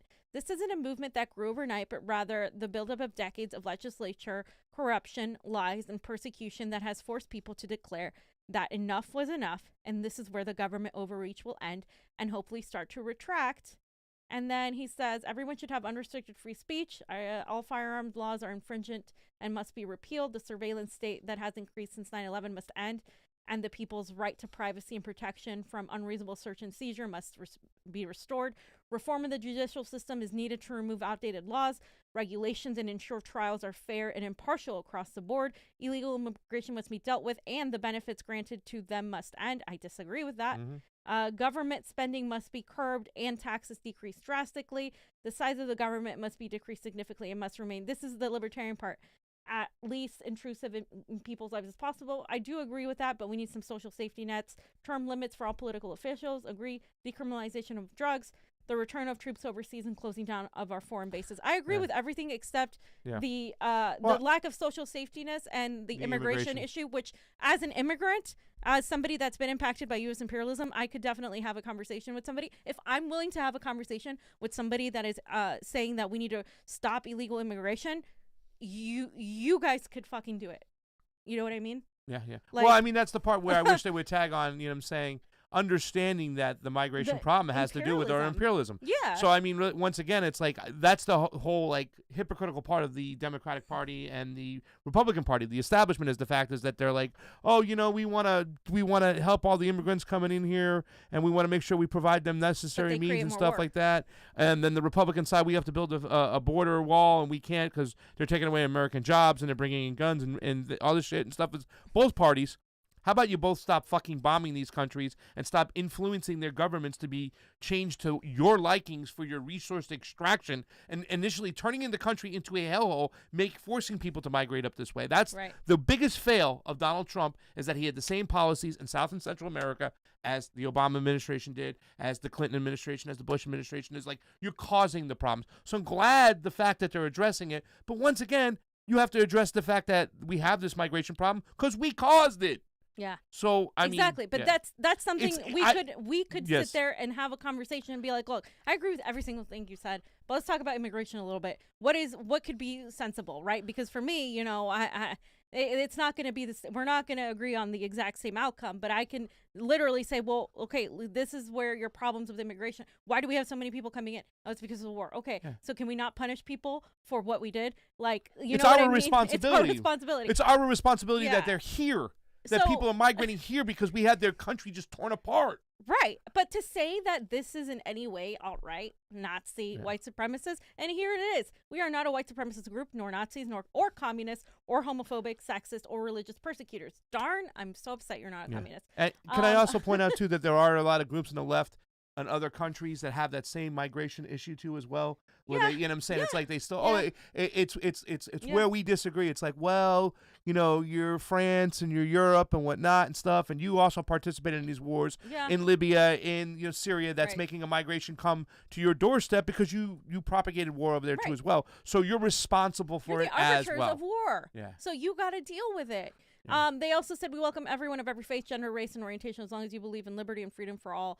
In an independent land, no Nazis, no communists, no KKK. So this is, you know, and I would love to educate them on communism and talk about that communism shouldn't be next to the KKK or white supremacy Nazi sign. The reason, you know why it is? Because look how they're being treated by people who claim they're communists. Like, seriously, look how they're being treated by people who claim they're communists. Oh, you must be a Nazi. So do you not see, like, this fear-mongering is the same shit, different day? It's the same kind of mentality used to divide all of us. And as to, like, if I can do it, an immigrant person that considers themselves an anarcho-communist can go talk to these people who I mostly agree with on everything except the communism part and the immigration part. Why can't you fucking do it? Why is it such a big deal? Why do you have to malign me? To just based on that? It's ridiculous, guys. It's ridiculous. And this whole thing, we're gonna cut it up and put it out there. It's gonna piss people off, but this is literal videos and words and proof receipts showing you guys, like, obviously they're not a monolith, right? Just like no BLM movement organization, no group of ethnicities, no group of anything is a monolith. They're not a fucking monolith. So there's gonna be people who differ, and he even said that there's a spectrum of people. There's people that are more like you. There's people that are more like Pasta. There's people that are more like him.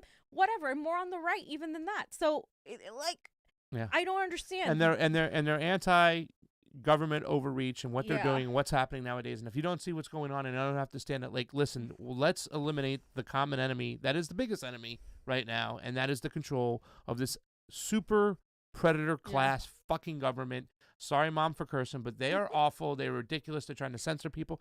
And the question to you people on the right there now that were back there when Donald Trump was saying, hey, a year for burning the flag, do you still agree with that? Think about it now.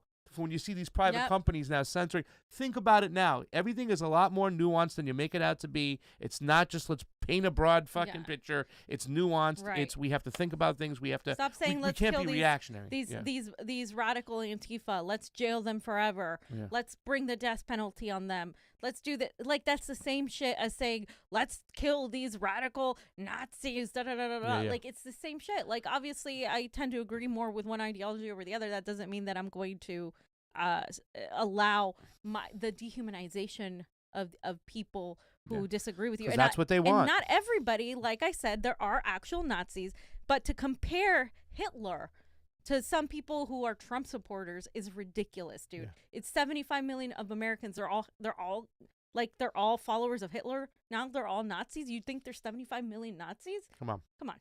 Johnny, that picture of the Boogaloo Boys, that last one. Let's get that up. Let's end the segment with that. As a Boogaloo Boys. They don't look like a white supremacist group to me right there, but maybe. I think they were with the BL. Those are the I think those are Boogaloo Boys there, though. No, aren't they? Or because they're wearing cool shirts. Maybe they were just Boogaloo for the day, like Breaking 2 Electric Boogaloo. And let's not forget that, once again, in Breaking 2 Electric Boogaloo, the Electro Rock and TKO made up and brought peace and happiness to the breakdancing world. That's such a boomer thing. All right, let's get to the next subject. Johnny, got anything else there real quick about this one before I read a couple super chats? All right, really quick. We have some super chatters in here. Look at you guys going cray-cray. I think the last one I wrote was, the last one I'm supposed to read was after David, Zach. For the super sticker, we have Ono. Ono Kakakala Ono. Ono Kakala Ono. The sad truth is, unless the oligarchy machine affects one directly, we will continue to allow the gears to be greased with the blood of the oppressed. It's true. Thank you, Ono. It's always appreciated on the couch. Sergeant Hoodle is here. I hear the MSN repeatedly calling a thought the big lie. It really makes me think it's probably not a lie. So when they're saying it's a lie, Sergeant, it's not a lie. That's good. Thank you for the Super Chat contribution, Steve Wilbrandt. Love you. Old school fam, we love you, buddy. It's always appreciated on the couch. It's best that everyone talks to everyone, don't you think? Yeah. Communication never hurt anybody. Jimmy is correct. Niko is correct. We are correct. When you go talk to people, we never shied down from it. We never hid from who we are. When we stepped into that Trump rally, the Freedom Rally that day, they knew who we were. We were in Convo Couch shirts. They went and looked up who Convo Couch was. There was little whispers, but then we gave them an honest, straight-up interview. We pushed back. We listened to them. That's what you do. Communication's not going to hurt anyone. In fact, if they cut off communication, then the only other choice is we fight with each other. It becomes bloody, right? So that's why we got to communicate, even if we disagree. The message was retracted by Ronnie Mitchell. I don't know what you had to say, but thank you, Ronnie Mitchell. We'll take the super chat. We love you. Luis Brooks, how you doing, Luis? Love you. But Jimmy interviewed a Boogaloo boy. I would clutch my pearls if I had them. We'll get you some pearls, Luis, so you can go clutch them.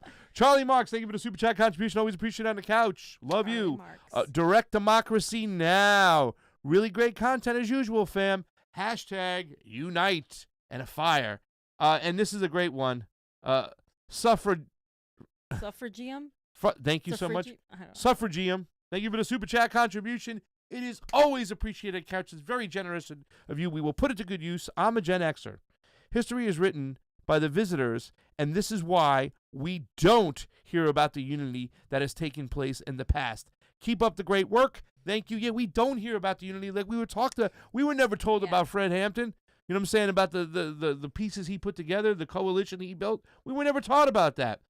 Thank you for the Super Ray, Scotty Johnson. You're such a grasshole. I love you, Scotty Johnson. You're there. Andrea, thank you for the Super Ray. This is a great platform. We have 35 watching. We need 15 more over on the Rokfin. Let me just get these last ones real quick. M. Jenkins, thank you so much for the Super Ray. And Patrick S. You did it before. You did it again. Thank you so much. Did you want to get anything over there? No. I just want to make sure you got everybody. Okay, so, fam. We're waiting for a press conference from our governor, who has the best hair in the world, right? Okay. He's supposed to make some announcements on the lockdowns now that Joe Biden is president, so we can ease it up. We used it to politicize the situation. We put the ticker on the board so you would see how many died, how many at all times. Now we got Joe going, there's no way we're going to curtail the effects of the coronavirus. Yeah. But it's also meaning that they won't want to give us any more money. So it's about time to let the plebs open up and get back to work before we kill each other. Gavin Newsom is expected to announce Monday that the stay-at-home order will be lifted in all regions of the state. Isn't that nice? According to a letter from the California Restaurant Association to its members. After he screwed the middle class, the small business class, the working class who works for the small business class, now you want to reopen when the numbers are supposedly higher than they were before when you closed. Yes. And so people are afraid of reopening, but they're like, yeah, we got to work. And they're like, we want to open. But, okay, so now what? People die because you didn't provide the money to small businesses? You didn't fucking provide any sort of he could provide a stimulus for people in California because we pay so much taxes. LA County, like, they could do all these things that they could fucking do. And instead, they're screwing people out of work. Small businesses are going under. LA is screwed. It looks like a third world country, by the way. And he's at the helm. And there's like the way they handled it, all for political capital, because it was to see, I'm the most wokest in the room, so I gotta shut everything down, but I'm not gonna give them anything. Yeah. And somebody said, isn't it interesting did Biden bring the numbers down? No, the numbers are still going up. And I put this next tweet up by Jim Jordan because I also want to highlight, fam, because we talked about the articles of impeachment coming for the right. They're still playing this little game in Congress. Isn't it interesting how liberal governors are reopening restaurants and bars just days after President Biden's inauguration? So they're already, that's the next one, Johnny, with Jim Jordan, and he has, what's her name, Gretchen Whitmer, who we're going to talk a little bit about tomorrow, who was supposedly going to get kidnapped by the Boogaloo Boys. But once again, they're playing this game. They are noting the fact that, wow, oh, shit, Niko said, wait until Biden gets in office, then all of a sudden, the coronavirus is going to go away. It was the biggest tool used against him, but it will eventually go away, and they'll start reopening stuff because they don't want to give us the money, fam.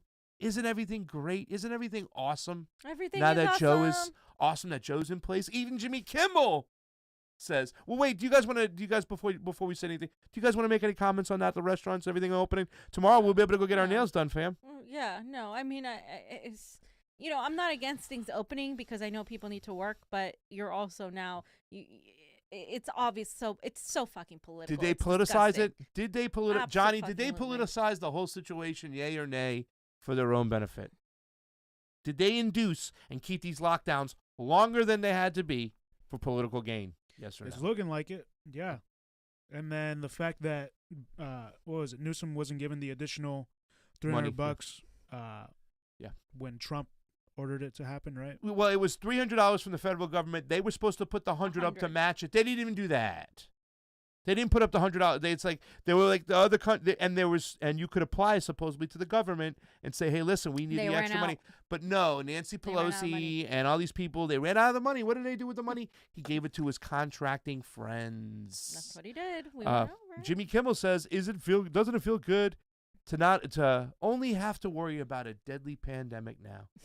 This is the elitist, little shittiest, little what a little son of a bitch. We're not worried about anything else. Even Ryan Knight told him. Even Ryan Knight told him off. Yeah. So it's like, Jesus Christ. What about economic inequality? 100%. Like, what about that? They don't care. Oh, terrible. All right, next we shared a tweet from Nicole Alexander Fisher. She's a friend of the show. She's been doing great work. She worked in Jen Perlman's candidacy. She also was reporting great about what was going on during the stimulus proceedings, whatnot. She was reporting up to date. I love Nicole. We got to have her on the show soon, too, as well.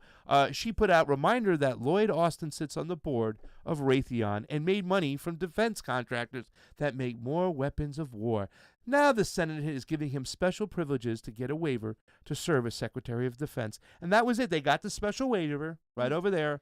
And after they got the special waiver, when it went 69 to 27. 69 to 27. Yeah. For a special waiver to say a guy who is still on the website, right? Like, look at this. He's still on the website of Raytheon as a defense contractor, is now our Secretary of Defense. Dude was selling bombs, and now he's going to be determining what, we live where in a fucking cartoon. Right, where we can drop them. And what does the friggin' goddamn liberal media do, fam? And I just put this up. Of course they did. It was only once again, Josh Hawley. 27. Josh Hawley and I can't remember. It was Lee. Josh Hawley and Lee. But I put in the first black Secretary of Defense, Lloyd Austin, in the search bar. And let's just go down. NBC, Lloyd Austin, sworn in as the first black Secretary of Defense by Vice President Harris today. Not the fact that he was a contractor. Come on, this is now this. Kamala Harris, the nation's first black and woman of South Asian American Vice President. Okay, the next one, NBC News. Senate confirmed retired Lloyd Austin as the Secretary of Defense, becoming the first black person to have this position. All right, well, I can read off yours, because keep going up. The other way I meant, but you know it. They have pretty much every single major outlet. There's Bloomberg, there's Law 360, there's Forces News. Every single one mentions the fact, and I'm saying, there's Judy, there's another SAIS. All the ones, they just mention the fact, his identity, fam, rather than talk about the fact that he was just a contractor for Raytheon. Right. PBS. Like I said. Diverse. The bombs and the droning is going to, the air will be much more clear. It'll be more intersectional as they're dropping, right? These people, everybody's just going to be happy. Our tax dollars, all this bullshit that we can't have here at home, supposedly, right? Because they don't understand MMT. Supposedly we can't have it because of all the money that we spend in our military budget, killing other people. But, oh my God, a Boogaloo boy, Jimmy Dore. Oh, clutch my pearls. Clutching my pearls. Yeah, you can see every single one about it. They just mentioned that the fact, it's... And just going on this too, Pasta, Cori Bush, instead of talking about the real issues that are necessary, right, for America, the economic hardships that people are facing, those health issues, her priorities are the Senate to-do list, abolish the filibuster and pass COVID-19 relief for our communities, convict Trump, legislate like Democrats control the White House, Senate, and the House of Representatives, because we do. Okay, so you want to be happy about the Democrats controlling everything? Why did we put her there? Abolish the filibuster and pass COVID relief, but not stimulus, not health care for all, right? Right. The and things we put her there convict for. Trump. Why the fuck do I care if you convict Trump or not? How does that help us? Our priorities should be health care, 2,000 stimulus a month with rent forgiveness, and for small businesses too, and staying the hell out of affairs and rush to the Middle East and Asia and the global south, because that's what I'm already saying. That's what they want. That should be our fucking priority. If I were in Congress, that would be my fucking priority. That's a great priority list. If I was standing by myself, I wouldn't care. Why do they have to participate to be part of this club? Then what's the point of electing them if they're going to do this? And then you get mad when people point it out and they get angry. It's like, because I expect better from her. Yeah. I don't expect the same bullshit from her as I expect from a liberal. I don't expect the same bullshit from her as I expect from a Republican. She's supposed to be different, and she's not. And so what does this mean? That every single time we get duped into supporting progressives who turn around and act as an extension of the neoliberal establishment, which again keeps us completely from having any weapons to actually fight the oligarchy. Do you not see the cycle over and over again? So don't ask me, or don't be pissed off as to why I'm so mad at her and not at Jimmy Dore, because she is the one that is legislating. She's the one in Congress. Yeah, yep. And she doesn't have the only thing I would add to your list there, fam, that's great, because she only put three. Yeah, put three. Yeah. Break up big tech and restore the protections on our civil liberties. Absolutely. And eliminate the Patriot Act and stop allowing. Pretty much legislation against what Adam Schiff is pushing. The only person to speak about that really in the way that we want, in the language we like, was Tulsi. But I mean, she's not even in Congress. I know, but Rashida Tlaib even said a little bit of something, which is kind of cool. But we need more of that language and stuff, saying this is an infringement on our civil liberties. Say it, civil liberties. You have to talk about these things because it's very important. Because if they suppress our speech, they put forth their speech, we're doomed. Yeah. The elite will then have us by the you know what, and we'll never get out of these situations.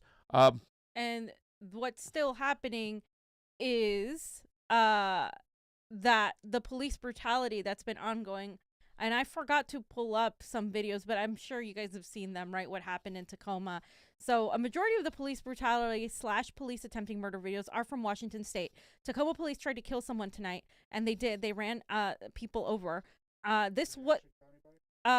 haven't seen the update. No. Yeah, so let's not make that claim. No, I'm reading the tweet. No, but we don't know if anyone got killed. Yeah, we don't know. Tacoma police tried to kill someone tonight. This is what they're saying. This shit wasn't a Trump problem. These are blue cities. This is an America problem, and it's not going away anytime soon. The point I wanted to get out of that is that this isn't like people thought that with Joe Biden, everything was going to be perfect, that white supremacists or people who are pro-police or the police would just stop infringing on people and trying to run them over, right? Like that's not what's happening. Like this is still continuing. But the worst part is nobody's covering it because now they don't have Boogeyman Trump over there. You see what I'm saying? So that's what we have to continue to remind people of. And there's, I don't know. I think that's there were several videos you can find them. I didn't even look at this yet. Right now, I was reading some other stuff. Get those people. Oh my God. Yeah, warning. Oh shit. See, he speeds up. Was that a cop car? Yes. Oh my God. You see that? Oh my God, that's Yeah. fucked up. Yeah. He's gonna say he feared for his life, and they're gonna let him off. That's exactly what they're gonna do. And he just ran over people like it was nothing and kept going. Oh shit. Oh my God. And there's several videos, several people caught this. Oh Jesus. It's disgusting, right? That like, is there going to be any justice from that? I don't know. And this is just showing people like, this is the kind of shit, you know, we kind of sort of covered similar things. Not this bad. I haven't seen anything this bad. You know, that was pretty bad. Yeah, we were at a place where we saw a situation where they sent, you know, he took off, they threw a skateboard through the back. Once again, and when it was nobody from the Black Lives Matter organization, it was some just dude who just joined the thing. And but I mean, that is scary right over there. Why couldn't did they get any statements? I mean, I have to look into this. Yeah. Why couldn't they call the cops around to help him get out, whatnot? Because he's going to say he feared for his life, and that's why he did that. And he's going to get away with that. Yeah. He's going to get away with that.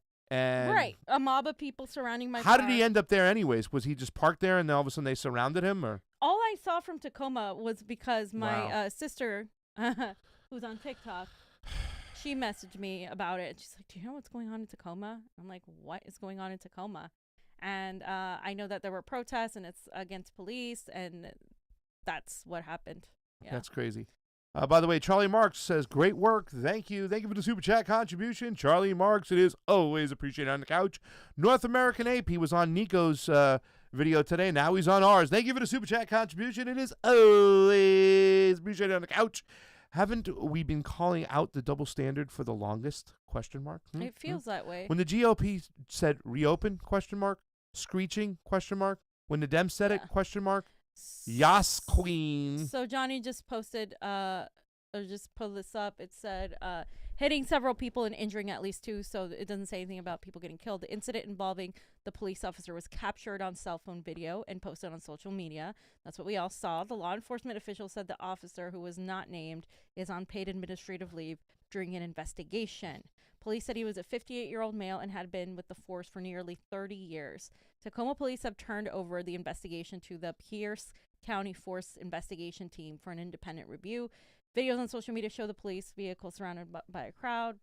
The vehicle slowly backs up a few feet and lurches forward, bowling over several people. At least one person is being run over by the right passenger side wheel of the police vehicle. Yeah, we saw that. Some in the crowd scream in horror.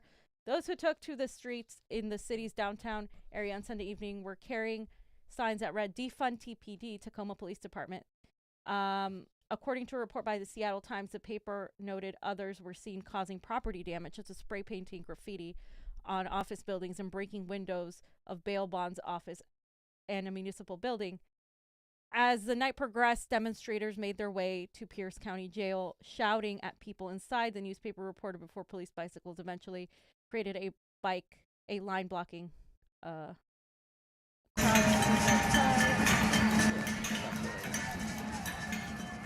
So with that last tweet that the person said that please try to kill somebody, I mean, you can't like hold that against them. You know what I'm saying? Look, yeah. I mean, they're gonna say they feared for their life. Yeah, it's just like that was graphic, man. I did not expect to see that. I did not expect to see that, and that's awful that they. You know what I'm saying? I'm so sorry, but you just, you know, even when they got to a certain part, and right? They were burning a flag, which is. It's appeared to be a burning of the flag in the middle of the street. So we saw people, and we saw the mixed reactions, you know, when people were burning the flag, when they were burning the tree, when they were burning whatever it is they were burning. Not everybody is. People are freaking angry, you guys. Like, people might be saying, well, why the hell are they out there? What are they protesting? What do you mean? Like, it doesn't matter if if they're going to be out there against police brutality, if that's their goal, if they're going to be out there for whatever reason against masking. People are fucking angry. We never ask these questions. We just look at what they're doing. They're doing this. But why are people doing this? Do you think it's just a fucking coincidence that this is happening right now? You know, my old acting coach used to say people don't get angry. They walk around angry. It's just a spark that sets them off from their angerness. And people are poor. People are desperate. They don't know where they're going to live. That's just a spark plug for everything else that could happen that could set them off. You know, that's why I think the George Floyd protest, that disgusting racism we saw where he's putting his knee on his neck, and people were already just so pissed off. They didn't know what the future was going to be like. Like, when they open up, am I going to have a job? Am I going to be able to put food on the table? This is disgusting. And the elites, like, they're making trillions of dollars off this, and it was just, it caught fire. And then people started protesting for other things. But we need more people to actually organize and stop dividing each other up and calling everybody a communist or calling everybody a Nazi. Not that being a communist is bad, but like just assuming things. When you assume things about people, that's, that it's so divisive and dangerous. Thank you, Eli Marino, for the Super Ray. We have 40 people watching over at Rokfin. We needed to get up to 50, but 40 is not bad. If you haven't signed up, please sign up. Come on over. Help us out. We love you.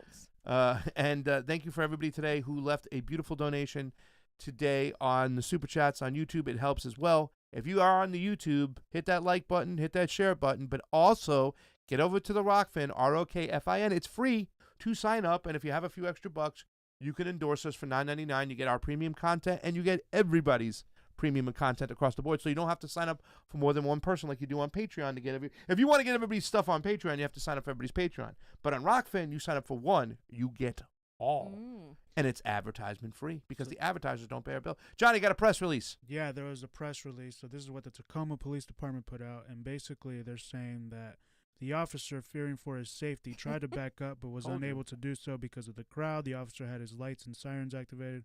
While trying to extricate himself from an unsafe position, the officer drove forward, striking one individual and may have impacted others. May have?